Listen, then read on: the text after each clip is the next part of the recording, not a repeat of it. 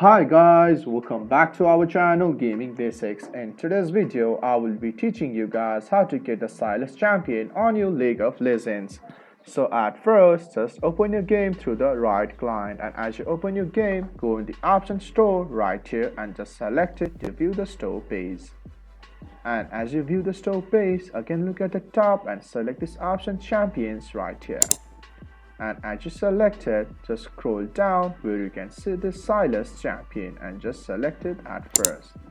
And as you do that guys, you need RP coins and the BE coins to buy this Sylas for yourself.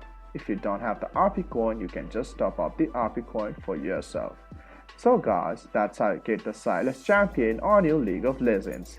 If you find our video helpful, please leave a like and please do not forget to subscribe our channel. Also hit the bell icon to get updates with our latest videos and drop a comment for reviews and more content like this. I will see you guys again in our next video. Thank you for watching.